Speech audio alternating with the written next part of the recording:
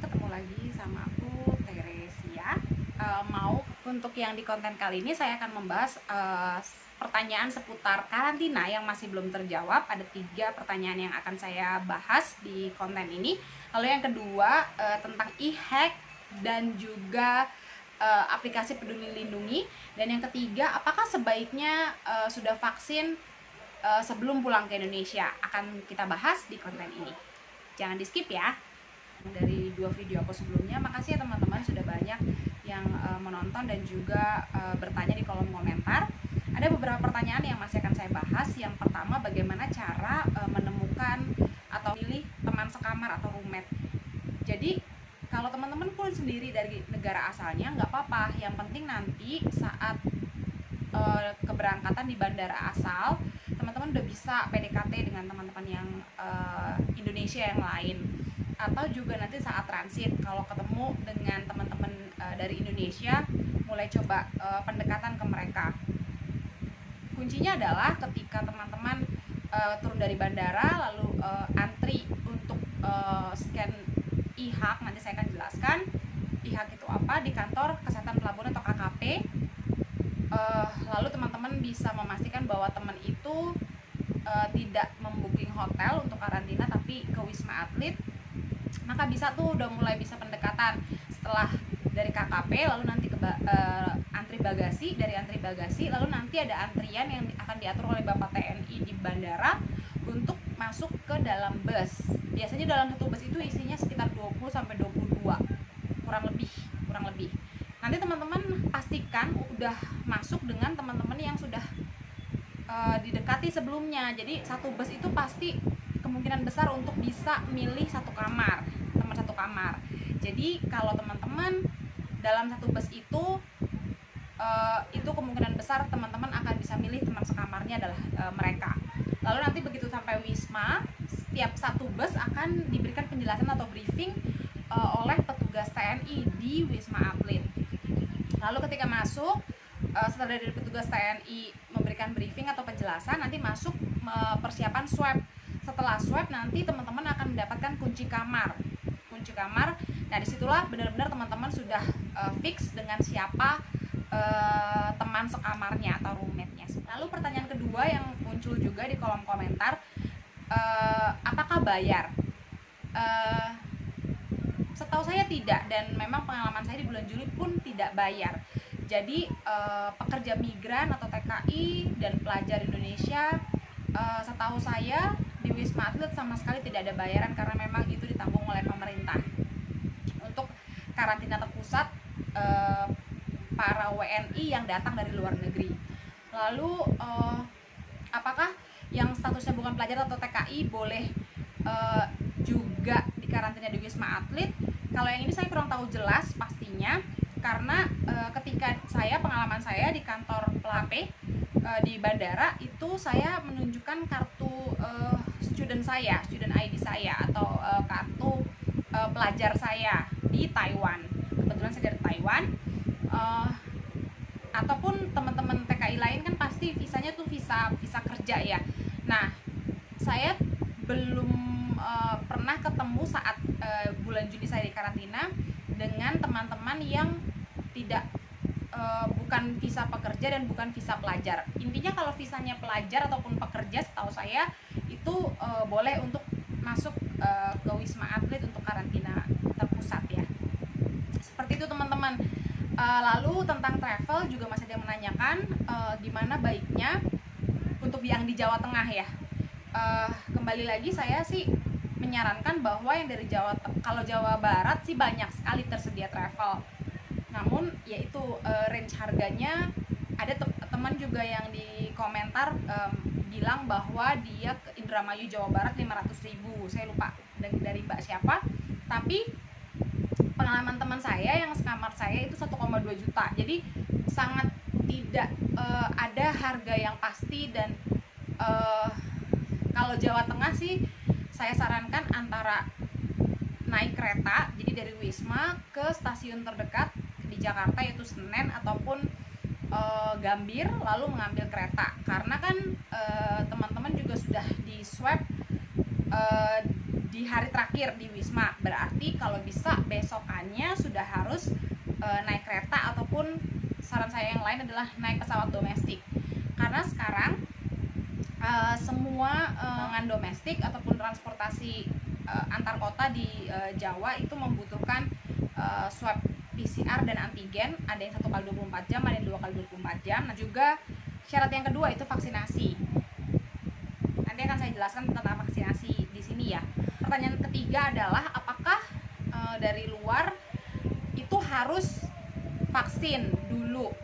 Pengalaman saya adalah waktu bulan Juli mereka tidak menanyakan, atau pihak KKP bandara tidak menanyakan apakah saya sudah divaksin, tapi saya menunjukkan kartu vaksin saya dari Taiwan. Dan setahu saya di bulan Juli tidak disediakan vaksinasi di Wisma Atlet. Sekarang aku jelasin tentang apakah harus divaksin sebelum masuk ke Wisma atau sebelum kita kembali ke Indonesia. Kalau ditanya seperti ini, sekarang saya bingung untuk menjawabnya seperti apa. Saya, pengalamannya adalah saya telah divaksin di Taiwan itu sekitar bulan Mei dan Juni. Kebetulan waktu itu adanya AstraZeneca di Taiwan. Nah, saat di Wisma Atlet itu tidak ditanyakan bahwa apakah saya sudah vaksin atau tidak. Namun yang sekarang kebijakan yang baru di Indonesia saat ini adalah untuk penerbangan domestik, untuk perjalanan kereta api, bahkan juga untuk perjalanan darat, misalnya naik mobil, itu juga akan dicek kartu vaksinasinya yang ada di 2 aplikasi. Juga untuk belajar bagaimana cara menginstal 2 aplikasi penting. Yang pertama adalah eHack atau E-HAC. Itu adalah aplikasi untuk perjalanan baik internasional maupun domestik. Sebaiknya teman-teman sudah mulai menginstal aplikasi eHack sebelum datang di bandara, supaya nanti saat ngantri di KKP tidak terlalu lama ngantrinya. Teman-teman bisa langsung cepat untuk mendapatkan QR code-nya. Jadi bagaimana caranya? Install di Play Store. Banyak juga video yang menjelaskan bagaimana caranya menginstal dan juga mengisi pendaftaran di eHack atau eHack ya. Jadi teman-teman bisa mulai itu. Nanti saat di KKP akan tinggal muncul kode QR code, kode QR. Nanti dari situ petugas KKP akan men-scan bahwa teman-teman sudah mengisi deklarasi kesehatan dan juga riwayat perjalanan teman-teman.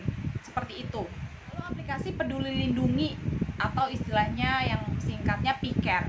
Nah, bagi teman-teman yang sudah vaksin di luar negeri, kita tidak bisa punya data di Peduli Lindungi, karena kalau teman-teman yang sudah vaksin di Indonesia itu semuanya sudah punya kartu vaksin di dalam aplikasi Peduli Lindungi, karena memang mereka vaksin di sini dan memasukkan nomor KTP. Nah, bagi teman-teman yang sudah vaksin di luar negeri, kita kan mengisinya kalau di luar negeri entah dengan menggunakan nomor paspor atau nomor residen, atau misalnya kalau di Taiwan itu adalah nomor ARC, atau teman-teman di negara lain juga ada tuh kan kartu untuk izin tinggal ya, kartu residensi. Nah, yang itu tidak bisa untuk kita masukkan datanya ke PCare atau di aplikasi Peduli Lindungi. Nah, ini yang saya juga sekarang sedang cukup bingung bagaimana kondisi ini, karena memang di berita sebelumnya ada satu kejadian memang di pusat perbelanjaan juga sekarang kan sudah diberlakukan nih di Indonesia. Jadi semua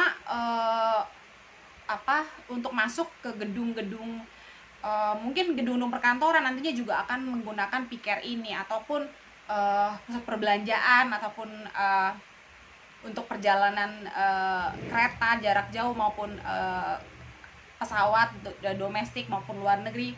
Nanti akan dicek eHack-nya ini dan juga akan dicek kartu vaksinnya di dalam aplikasi Peduli Lindungi. Nah, ada kejadian di berita bahwa ada satu ibu-ibu yang mamanya itu sudah vaksin di luar negeri. Jadi satu mall di Jakarta itu petugas security-nya tidak memperbolehkan si ibu ini yang sudah vaksin di luar negeri untuk masuk. Nah, karena memang tidak bisa menunjukkan kartu vaksin di dalam piker. Nah, ini yang juga menjadi apa ya, juga bingung nih bagaimana saya mau menyarankan bagi teman-teman sebaiknya vaksin di luar negeri atau di Indonesia saja. Kalau dulu sebelum pulang ke Indonesia, sejujurnya saya mengutamakan kesehatan, karena saya berharap bahwa ketika saya pulang ke Indonesia dengan saat itu kasusnya tinggi, saya sangat sekali berjuang untuk di Taiwan sudah mendapatkan vaksin. Namun ketika kondisinya muncul seperti ini jadi bingung juga. Namun kemarin pengalaman pribadi saya ketika masuk ke dalam satu pusat perbelanjaan karena memang membutuhkan untuk belanja bulanan, saya mencoba membawa kartu vaksin dari Taiwan yang warna kuning. Sebenarnya kartu vaksin warna kuning itu berlaku secara internasional memang, karena memang itu adalah kartu yang sudah diakui secara internasional dan bahkan itu panduannya adalah dari WHO. Jadi sebenarnya kartu vaksin kuning dari negara manapun teman-teman vaksin itu seharusnya berlaku, hanya saja memang tidak bisa masuk ke dalam aplikasi Peduli Lindungi yang ada di Indonesia. Jadi saya hanya membawa itu, satpamnya bertanya, "Bu, ini kan manual nih Bu, bisa jadi palsukan. Lalu mana Bu kartu lain yang menunjukkan bahwa ini terbukti bahwa Ibu sudah vaksin?" Saya menunjukkan kartu ARC saya atau kartu residen saya sewaktu di Taiwan. Jadi sebaiknya teman-teman, kalaupun teman-teman yang sudah vaksin di luar negeri dan balik ke Indonesia, menurut saya sih sah-sah aja, karena sejauh ini saya pernah mengalami sendiri bahwa saya tetap menunjukkan kartu kuning karena memang itu kartu kuning vaksinnya memang berlaku secara internasional, dan saya melengkapinya dengan kartu residensi saya sewaktu saya di Taiwan atau kartu residensi teman-teman di negara asal. Seperti itu ya teman-teman, saran saya bagi teman-teman yang sudah vaksin. Kalaupun teman-teman yang belum vaksin di sana di negara asal, boleh dipertimbangkan seperti apa baiknya kembali ke teman-teman. Kalau saya memang waktu itu ya seperti itu, semoga waktu itu yang saya pertimbangkan adalah supaya saya ketika pulang saya sudah mulai terbentuk antibodinya sebelum saya pulang ke Indonesia dengan kondisinya waktu itu kasusnya sedang tinggi-tingginya. Di Juli itu saya pulang 9 Juli ke Indonesia dan itu saat kasus sedang sangat tinggi. Jadi saya benar-benar merasa bahwa saya memang selayaknya sudah harus vaksin dari negara asal daripada saya memiliki banyak resiko ketika kembali ke Indonesia. Ya teman-teman, sekian yang kita bahas dan diskusinya. Kalau teman-teman masih ada yang mau didiskusikan, masih ada yang mau ditanyakan, silakan dituangkan di kolom komentar. Jangan lupa di like, comment, dan subscribe. Terima kasih.